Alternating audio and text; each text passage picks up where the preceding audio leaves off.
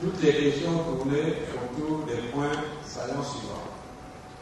Premièrement, le changement de la Constitution. 2. Si le pouvoir veut passer en force et s'il passe en force, que ferons-nous? Troisièmement, que ferons-nous pour nous faire entendre à travers le pays? Pas seulement à Bordeaux, mais à l'intérieur du pays. C'est ça, non? Est-ce que nous ne pourrons pas utiliser les médias de l'autre côté? Quelle stratégie? Donc ça tourne en gros autour de tout cela. Quelques suggestions ont été faites. Bon, les présidents vont pouvoir, autour de ces trois thèmes principaux-là, essayer d'apporter notre compréhension. Je voudrais simplement aujourd'hui dire, effectivement, un de nos amis a dit que le changement de constitution est une, comment il appelle ça? C'est une diversion, en gros. Il y a même été à dire, lorsqu'on parle des disparus publics, on parle de changement de constitution. Ça, le point premier. Vous savez, la constitution du 20 janvier 2002 est claire dans toutes ses dispositions.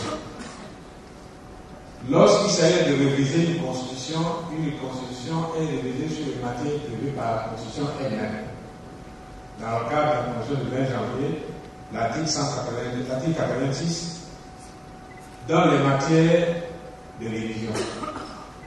Et les articles 186, 187 et 183, 186, 187 donnent des modalités de révision.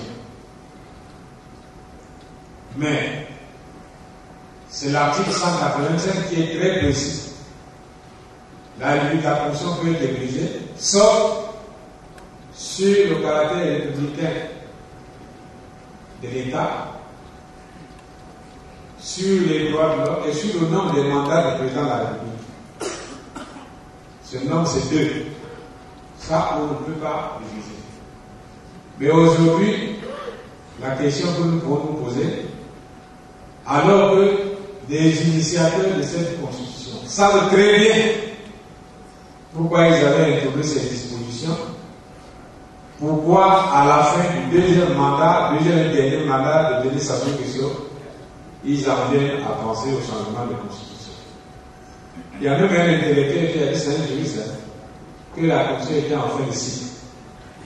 Alors moi j'ai dit que c'était un juriste analphabète. Une constitution n'est jamais en fin de cycle. Pourquoi la constitution sera en fin de cycle? Ça veut dire que la société également sera en fin de cycle, puisque la constitution organise la société. Et si c'est ça qu'on doit enseigner à nos enfants à l'école, à l'université, c'est très grave.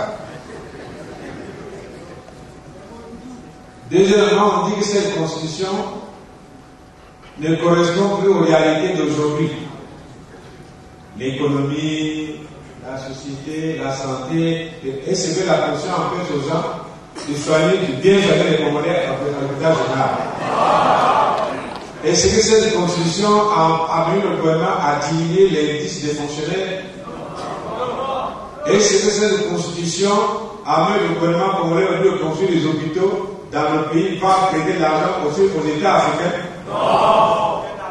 Et ce que cette constitution amène l'État comme le gouvernement à dissimuler les ressources du pétrole. Non. Mais on ne sait pas de quoi il parle. De quoi il parle? Le seul problème qui est caché ici, c'est parce que Denis Sassou Nguesso est arrivé en fin de cycle et il doit partir et dire ah non, pour lui le cycle est permanent. Mais si pour lui le cycle est permanent, monsieur de la Constitution est comment? C'est grave. Voilà ce qui se passe. Les enjeux de la Constitution, c'est ça. C'est simplement le départ de Denis Sassou Nguesso. Il y a un qui a dit, vous l'avez dit ici, mais les autres font le mouvement à l'intérieur du pays, on voit les mobilisations et tout ça, et vous, qu'est-ce que vous faites? Mais vous devez savoir que les gens qu'on mobilise à l'intérieur du pays, là, ce sont des affamés qu'on ramasse ici à Brazzaville. Avant, c'était les éléphants qu'on amenait dans les bus. Mais comme ils les ont chassés, il en reste encore 90% ici. Mais ces gens-là, ils ne représentent pas, ils ne sont pas représentatifs du peuple congolais. On prend les gens, on met dans les bus, dans les trains, on va dire quelque part, voilà le taux de tel district, de telle religion a dit oui au changement de la constitution. C'est faux, c'est du mensonge. Lorsqu'un État est amené à mentir, il commet ce qu'on appelle un parjure. Il faut que les dirigeants qui sont auteurs, responsables de ce parjure, normalement, ils doivent se démettre par eux-mêmes.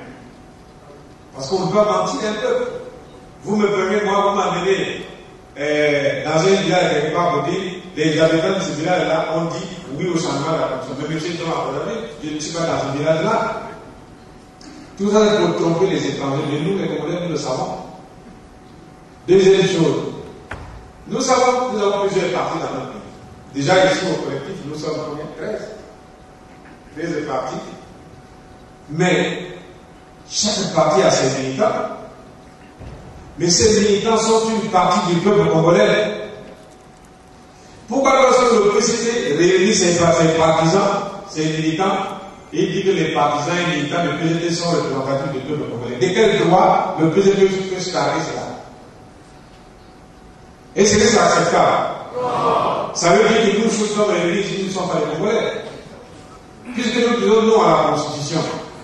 Alors, ne sommes-nous pas les Congolais? Nous faisons partie du peuple.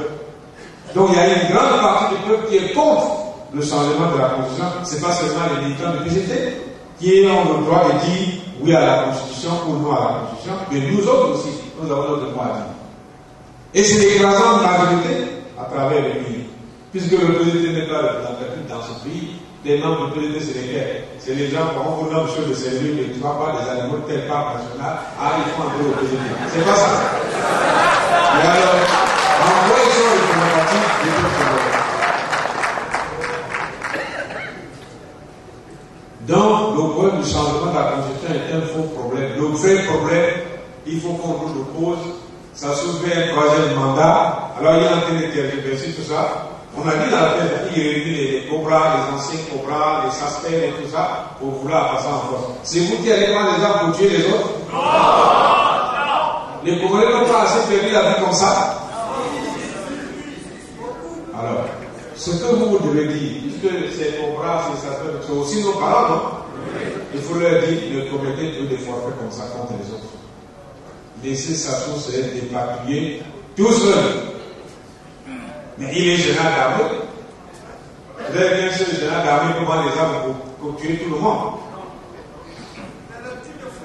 Donc il n'y a pas de changement de constitution. Alors la seule parade, notre seule parade, les autres vont le dire, notre seule parade c'est non seulement l'information, la connaissance que nous devons faire de toute cette situation-là pendant que nous sommes ensemble, mais en même temps, nous devons nous mobiliser. Donc dans la déclaration que nous venons de faire, nous vous avons dit que l'un des moyens que peut utiliser le président Sassou Nguesso, c'est de créer du désordre dans ce pays.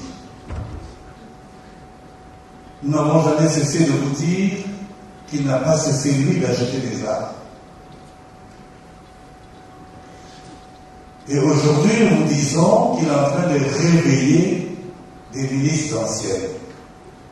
Les cobras, les cocottes, à travers un certain nombre de personnalités. Il faudrait que nous nous posions la question, pourquoi tout cela? En 1997, il y avait un pouvoir en place. Il a pris les armes, il est venu combattre ce pouvoir, il a renversé ce pouvoir, et nous savons tous qu'il est arrivé au pouvoir par la force, par coup d'État. Aujourd'hui, il achète les armes. Il crée des milices. Alors, nous vous avons déjà dit qu'il y a des milices partout qu'il forme, à Tsambitso, aux 45 km ailleurs. Et actuellement, il réveille les anciennes milices. Posons-nous la question, c'est pour combattre qui? Pour tuer qui? Le peuple congolais? C'est lui qui est au pouvoir. C'est lui qui détient le pouvoir. Hier, il a pris les armes pour prendre le pouvoir.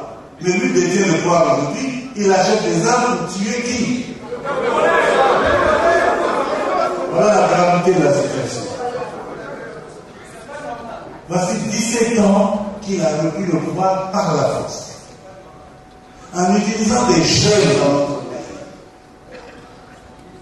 qu'a-t-il fait de ces jeunes pendant ces 17 dernières années? Est-ce que ces jeunes sont-ils bien formés dans les écoles? Ont-ils des emplois? Est-ce que le chômage n'est-il pas très grave dans les milieux des jeunes? Est-ce que la misère n'est pas de plus en plus croissante dans notre pays? Alors comment peut-on comprendre que vous acceptiez que les jeunes encore dans notre pays, du nord au sud, de l'est à l'ouest, qu'ils puissent encore accepter qu'on les arme, qu'on les mobilise pour soutenir un pouvoir qui est à la fin de son mandat et qui a échoué? Je soulève ce problème simplement pour inviter nos militants, parce que vous êtes c'est des jeunes, d'abord vous-même, d'être très très vigilants. Parce qu'aujourd'hui, l'un des moyens, et notre moyen qu'ils utilisent, c'est l'argent. L'argent. L'argent de la République. Vous voyez, tout à l'heure, on a parlé des bourses qui ne sont pas payées. On connaît de nombreux retraités qui ne touchent pas leur argent. Mais le président Sassou Nguesso utilise l'argent public pour faire son propre lobbying à l'intérieur du pays comme à l'extérieur. Des sommes folles. Ce qui fait que c'est un danger qui est là, qui guette tout le monde. Il faudrait que les jeunes Congolais ne se laissent pas aller. Il vaut mieux que leur situation soit réglée, qu'on développe le pays, qu'on trouve concret des emplois, plutôt que d'accepter de prendre les armes pour tuer leurs propres parents. Nous voulons donc profiter de cela pour vous dire que dans les quartiers où vous vous trouvez, vous êtes en contact avec différents jeunes. Entre vous, il faut se dire une chose, il faut se donner un mot d'ordre, de ne pas accepter de se laisser prendre par ce piège que ça soit encore en train d'attendre une autre fois. Nous voulons donc attirer votre attention là-dessus. Il n'y a pas de raison que ça se continue à utiliser les mêmes méthodes qu'il a fait en 1997 et qu'il le refasse encore en 2014, en 2015 ou en 2016. Le peuple congolais ne peut pas être aussi dupe que cela. Les jeunes ne doivent pas se laisser berner de cette manière. Je voulais juste profiter de cette occasion pour soulever cette question parce qu'il s'appuie énormément là-dessus. Je ne sais pas si vous le réalisez. C'est dans cette salle de Kongara, qui est maintenant un grand défenseur de Sassou, avec l'ancien appel à Sassou pour dire, Monsieur le Président, les feuilles ne veulent plus de vous, les arbres ne veulent plus de vous, vous n'avez plus qu'à partir.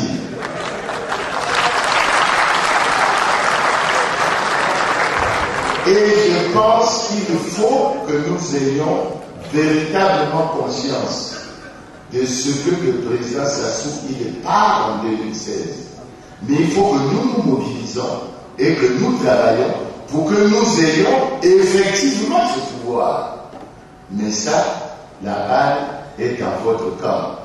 N'ayez plus peur.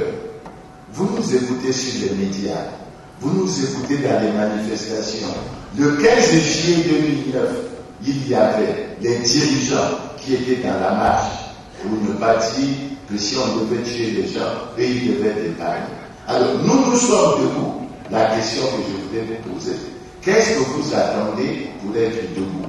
Ce n'est pas les gens de l'intérieur qui viendront vous enlever votre peur et vous donner le courage pour que nous continuions ce combat. Donc, nous avons effectivement à créer un rapport de force, mais il faut que chacun de nous ait le courage et ce travail appartient à chacun de nous. Il faut faire la distinction entre ce que le pouvoir est en train de dire en termes de dialogue national. Parce que tout le monde maintenant parle de dialogue national. Parce qu'il pense quoi? Il pense à un dialogue du type de Brazzaville en 2009, du type de Evo en 2011 et du type de Djibouti, où ils viennent en imposer un ordre du jour avec un point. C'est le troisième mandat de Denis Sassou Nguesso.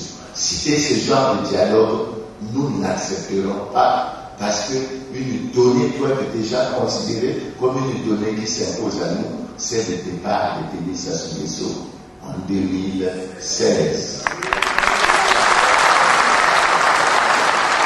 Et lorsque nous abordons un certain nombre d'aspects, 2016, même plus loin, vous aimez le titillage qui concerne le nombre de jours. Lorsque nous avons fait le meeting le 9 mars 2013, vous pensiez qu'il y en avait beaucoup. Il y en avait à l'époque 1254. Aujourd'hui, il n'en reste que 760. C'est-à-dire que dans un mois, il nous restera exactement 2 ans. Le débat sur la Constitution, nous tous ici, on vient de dire, pas de changement de Constitution. Pour quelle raison? La Constitution elle-même l'interdit.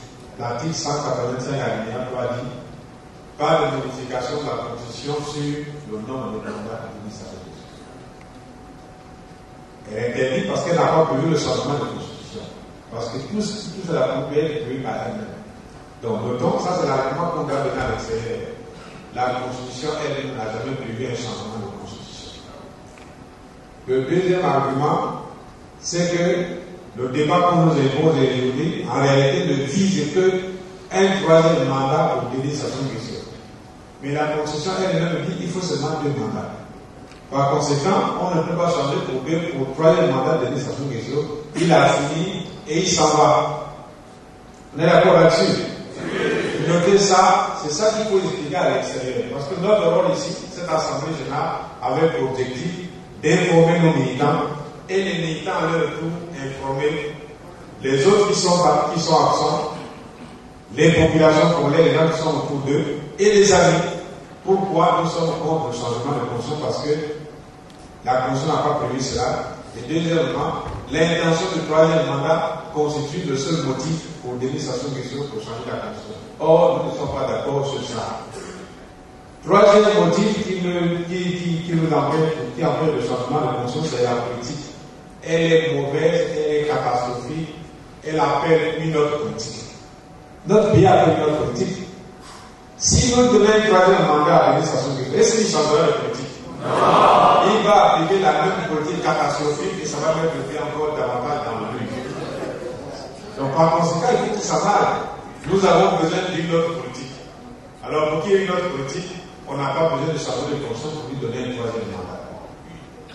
Et ce même changement de conscience, si on le fait, Jean-Yves l'a dit tout à l'heure, il y a des changements de toutes les institutions, y compris l'institution président de la République. Vous croyez que Sassou va dire ici, ah, moi, on m'a dit le parti, je m'en vais.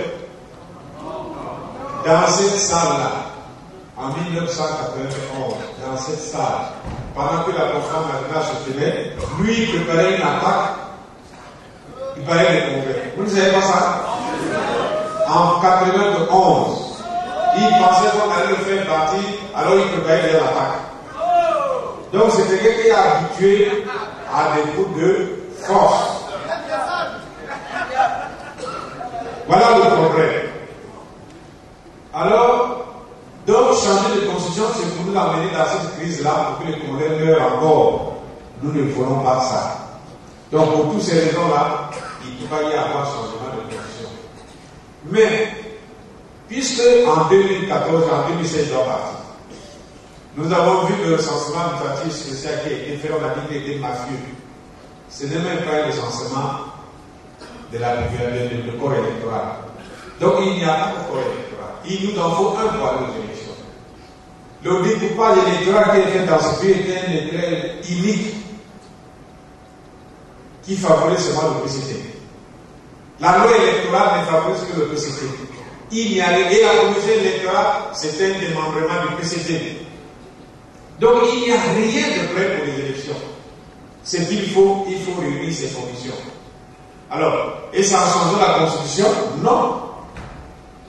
Et ça en passant en forme en enseignant les cobras, les cocos et les aspects qui peuvent réunir les conditions des élections? Non. Voilà pourquoi nous disons, dès à présent, maintenant là, il faut qu'il y ait un dialogue national inclusif, c'est-à-dire des États généraux, pour que nous redéfinissions tout ça. On refasse un recensement administratif spécial pour connaître un vrai corps électoral. Il faut qu'on refasse la loi électorale pour établir l'égalité et la transparence